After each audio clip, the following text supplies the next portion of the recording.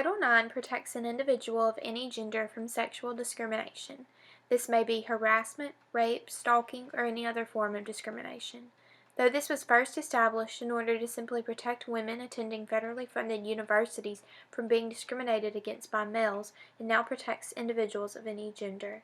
Each college campus is required to have a Title IX coordinator and a Title IX office in order to provide support for students who have been a victim to any form of sexual discrimination.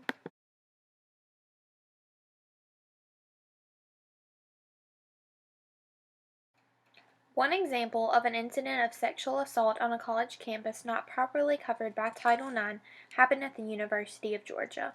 Tony Cole, along with Steve Thomas and Brandon Williams, sexually assaulted Tiffany Williams.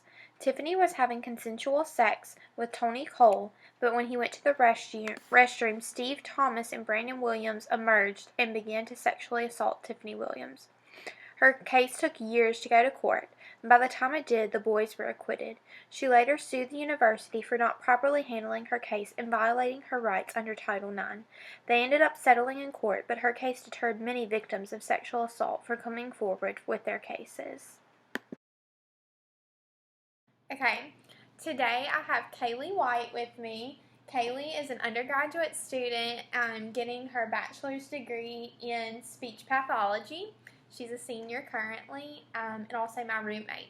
So I'm going to ask her 2 questions pertaining to Title IX. So my first question is, what would you do if you witnessed some form of sexual discrimination? An example, a professor showing favor to a male student.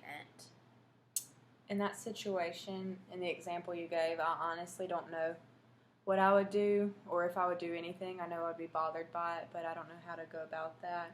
If the situation was more extreme, then I would probably, I guess, report it to UPD. Okay, thank you. My second question is, have you had any training to help prevent sexual discrimination? So an example might be the green dot model. I have heard of the green dot model. I went to like a session where a woman from the Schaefer Center came and spoke, and she told us about what the green dot model was and what it means.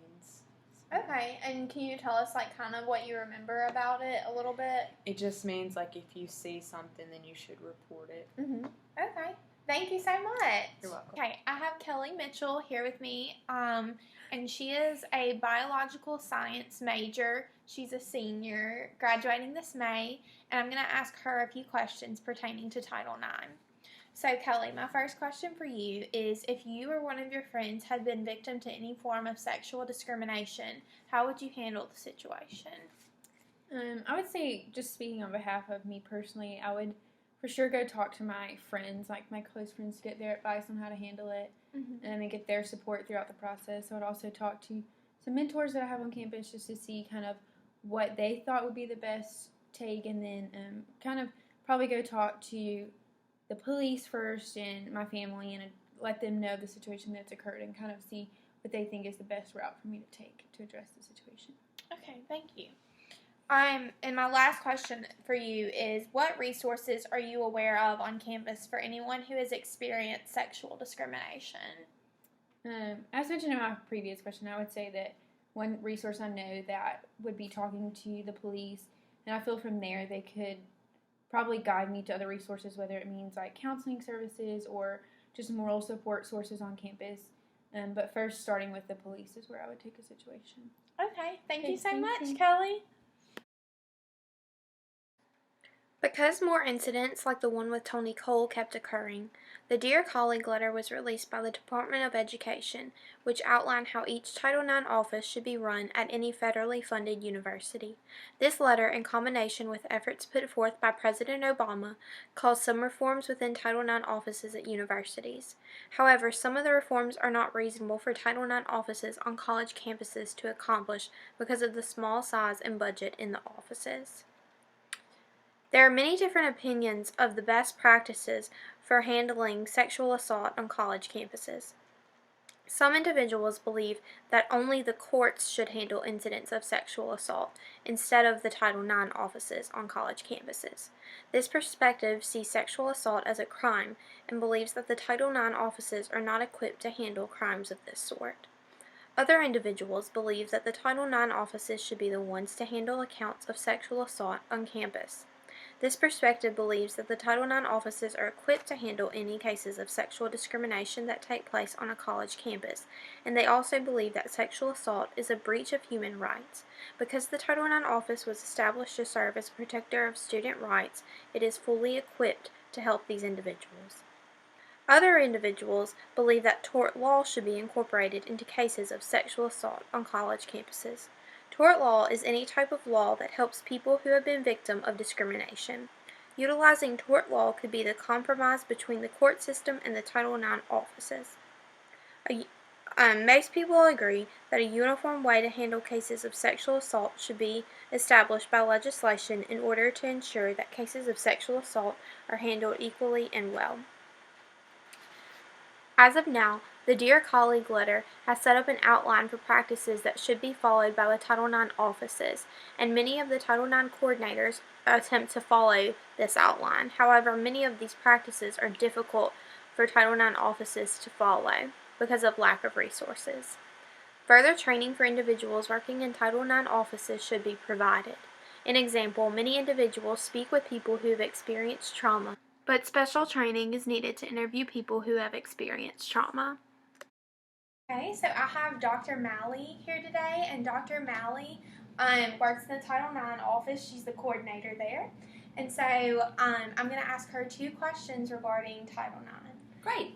Okay, so my first question is, how do you feel about the Dear Colleague letter in 2015 that was released by the Department of Education regarding Title IX practices on college campuses?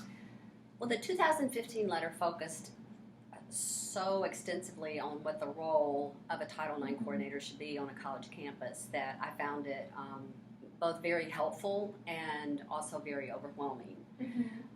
So, for example, I took the information that was in the 2015 letter and with the help of a colleague, I helped create a list of every responsibility that the Office for Civil Rights sees a Title IX coordinator accomplishing, and it was 3 pages of single-spaced typed responsibilities. So I was grateful for the guidance and overwhelmed by it.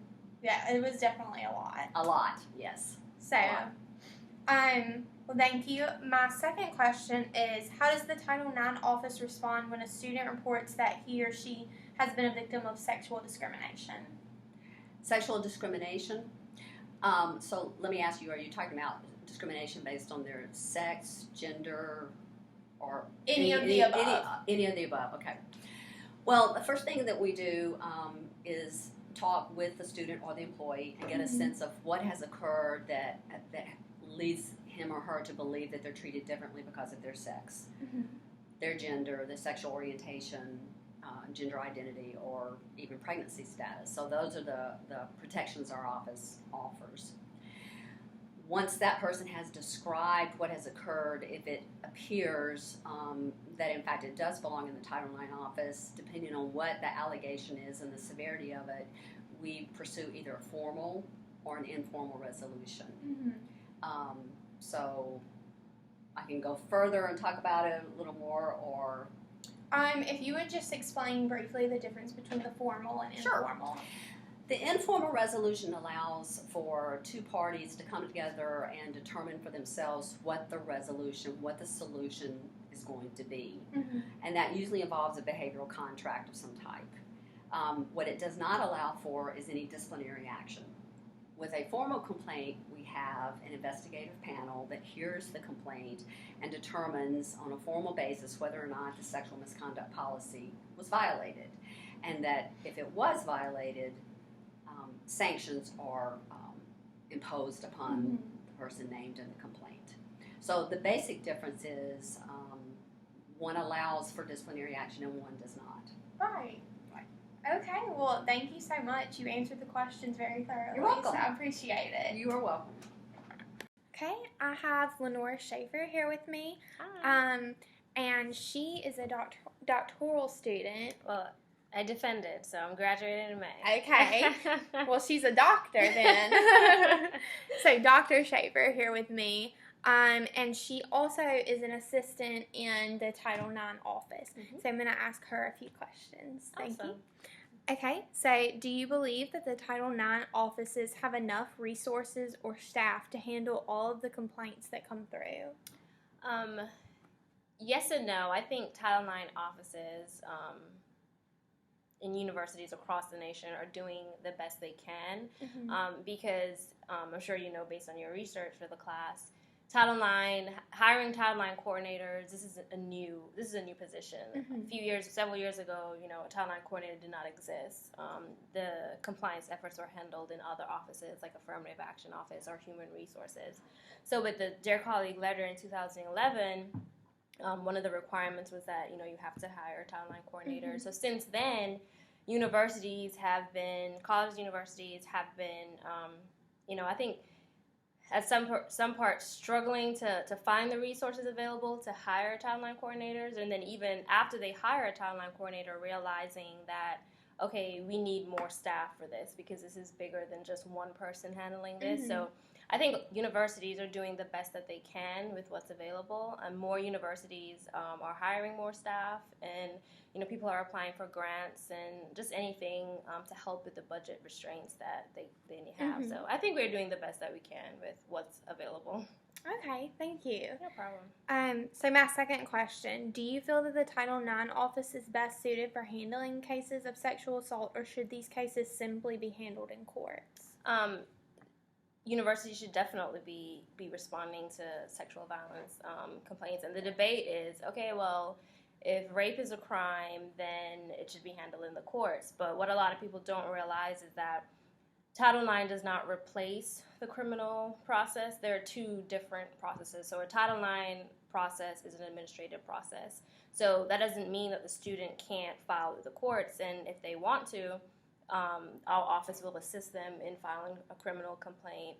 But it's meant to be a parallel investigation. So it's important for students, if they are assaulted, that they have the accommodations necessary to continue their education. And that's what it's basically about. Like the Title IX process is meant to help students stay in college or university. So whether that's getting the counseling they need or help with classes, maybe rearranging housing accommodations, because who wants to see the person that assaulted them every day? Right. So it's meant to be an administrative process to help that individual stay in school and to keep the campus community safe. We're not trying to replace the police system, and that's not what it is. And that's the misperception out there. But they're two distinct processes. They're so different.